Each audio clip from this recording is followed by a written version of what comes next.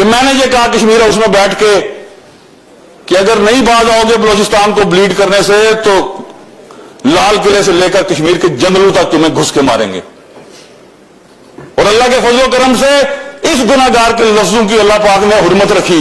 72 घंटों से दिल्ली ब्लास्ट के टेरर लिंक्स जो हैं पाकिस्तान और बांग्लादेश के साथ जोड़ने की कोशिशें की जा रही हैं। इन बयानात से पाकिस्तान को यू थिंक कि मजीद चौकन्ना रहने की जरूरत है, अलर्ट रहने की जरूरत है कि ये सिर्फ हम इनको सिर्फ एक बयानात की हद तक नहीं ले सकते, ये कुछ भी कर सकते हैं। जो भारत जहां सोच भी नहीं सकता हम उस तरफ एक्सेस करेंगे। हम 1000 मिसाइल हमने जो है वो इस टाइम पे फोकस किए हैं। इस टाइम पे जो तैयारी है या हमारी जो अलर्ट जो है हमारा वो मैक्सिमम है। बिल्कुल किसी सूरत में भी हम इंडिया को ट्रस्ट नहीं कर सकते। हम क्वालिटी के ऊपर बात करते हैं। आपको याद ही होगा कि किस तरीके से जो है अपने जो है वो हम डेथ वारंट साइन करके जो है जहाजों में गए थे। तो ये जो आप जज्बा है ये आपको कुफर के अंदर नहीं मिलता, ये सिर्फ इस्लाम के अंदर मिलता है। ईमान, तकवा, जिहाद फी सबीलिल्लाह का नारा लगाने वाली अफवाज के अंदर मिलता है। We are ready. भारतीय वजीर दाखिला अमित शाह इस बात का इजहार कर रहे थे कि दिल्ली धमाके में मुलव्वस हर एक बंदे को, चाहे वो पाताल में ही क्यों ना छुपा हो, उसको निकालेंगे भी और उसको सजा भी देंगे। वो पाकिस्तान की और खास तौर पे सिलिकॉन वैली तो हमारा फेवरेट जो है वो इंशाल्लाह ताला टारगेट होगा। तो they will pay for their generations to come. उनको अपनी नस्लों के जरिए जो है ये पे अदा करना पड़ेगा। दोस्तों, पाकिस्तानियों को सुनकर हंसी आती है। कहां से आते हैं ऐसे लोग? ऐसा लगता है ये लोग हमारे गोले के नहीं हैं, किसी और गोले से आए हैं। कितने तेजस्वी हैं ये लोग। आप सभी हंसते रहिए और पाकिस्तानी कॉमेडी का मजा लेते रहिए और चैनल को सब्सक्राइब करना और शेयर करना ना भूलें। धन्यवाद। और ये वो सारी गुफ्तगू है जिसके यानी शायद इस ऐवान के अंदर बैठे हुए हैं, बाहर से किसी को नहीं बुलाना मैंने। तो कजिया कश्मीर के हवाले से भी मालिक ने मेरे पे करम किया। जो स्टेटस को मुझे मिला मैंने उसमें कोई कमी नहीं आने दी। इतना जरूर किया कि नरेंद्र मोदी को भी ललकारा, उसकी पूरी हुकूमत को भी ललकारा, उसकी कीमत भी दी, बोल के ये बात कही कि ये फितना खारिज नहीं है, फितना हिंदुस्तान है। इस खाकसार के पहले जुमले पर ये जुमले तब्दील हुए और रिकॉर्ड ने ये बात सुनी, तारीख ने, कि मैंने ये कहा कश्मीर हाउस में बैठ के कि अगर नहीं बाज आओगे बलूचिस्तान को ब्लीड करने से तो लाल किले से लेकर कश्मीर के जंगलों तक तुम्हें घुस के मारेंगे।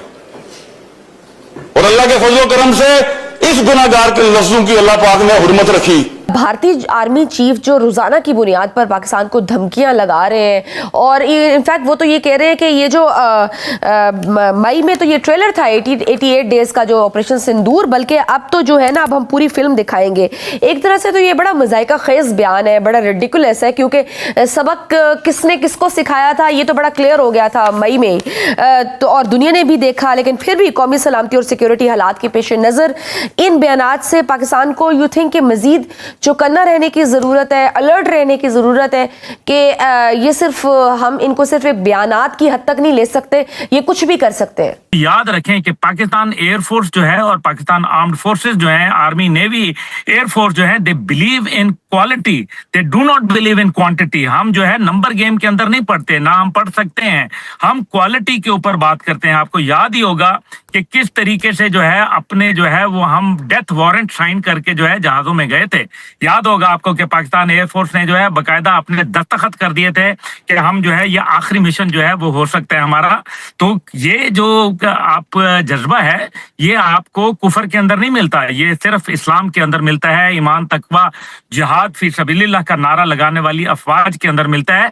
We are ready and we are willing to go to any extent. और इस बार हमने ये भी बता दिया है हम दिफा नहीं करेंगे, हम इस बार जो है अंदर जाएंगे और इस बार उधर अंदर जाएंगे कि ये सिर्फ कश्मीर का बॉर्डर नहीं होगा बल्कि ये पाकिस्तान के तूलो अर्ज में जो भारत जहां सोच भी नहीं सकता हम उस तरफ एक्सेस करेंगे।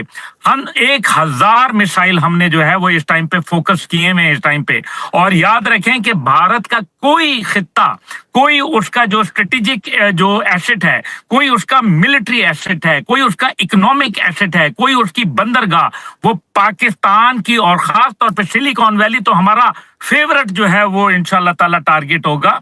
तो they will pay for their generations to come. उनको अपनी नस्लों के जरिए जो है ये पे अदा करना पड़ेगा, अगर नस्लें बच गई तो। हम तो चाहते हैं, आपको कल साहब मैं अगले दिन किसी को बता रहा था, सच्ची दिल की बात, मैंने कहा यार आपको पता ही नहीं है कि हमें कितनी तकलीफ है बॉर्डर बंद होने की इंडिया के साथ।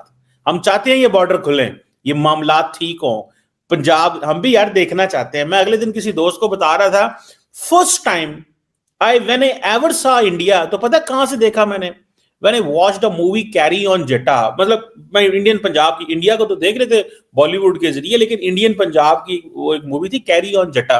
वो मुझे किसी ने कहा जी देखो बड़ी हंसने वाली मूवी है, मैंने वो देख ली, सॉरी आपकी बात काट रहा हूं। तो कल साहब दैट्स हाउ आई रियलाइज्ड कि 75 साल हो गए हैं, 70 साल यार, ये दोनों मुल्क एक जैसे ही सोचते हैं, वैसी सड़कें, वैसे ही घर, वैसे ही रहन सहन, वैसे ही खाना पीना, वैसे ही अल्फाज, वैसे ही बातें, बॉर्डर लगा हुआ है, ना कोई आता है ना कोई जाता है, ना कोई पता है उधर का हमें, ना उनको हमारा पता है। लेकिन तो हमें तो इस चीज की बड़ी तकलीफ है, हम चाहते हैं इंडिया से बॉर्डर खुले, हम अपने मुल्क की, we stand with Pakistan in every thick and thin, जो भी हो, जिंदा मौत, हर चीज पाकिस्तान के लिए। लेकिन हम चाहते हैं यार इंडिया से बॉर्डर खुले, चीजें बेहतर हो। मतलब ये जस्ट एक पॉइंट है, बाकी जो मर्जी को कहे। वो लास्ट पॉइंट रह गया, नेक्स्ट सीडीएस वाला। मुझे आप एक बात बताइए, ये जरा कल साहब थोड़ा डिटेल में बताइएगा, क्योंकि ये कहा जा रहा है कि सर जो है ना, सर वो बहुत सारे जो रिलीजियस लीडर्स को भी मिलते हैं, तो वो give a message to somewhere. वैसे आपको बता दूं, क्योंकि I have served with that office, the army chief is suppose to meet the politicians also.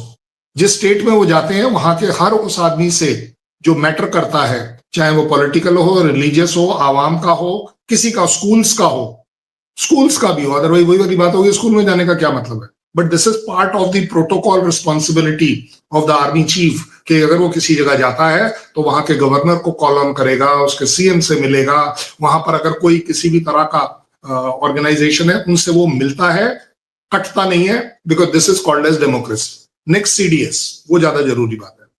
मुझे एक बात बताइएगा कमर चीमा साहब, अगेन बड़ी इमोशनली आपको ब्लैकमेल कर रहा हूं इस बात पर, कौन ऐसा पत्रकार है जो नहीं चाहेगा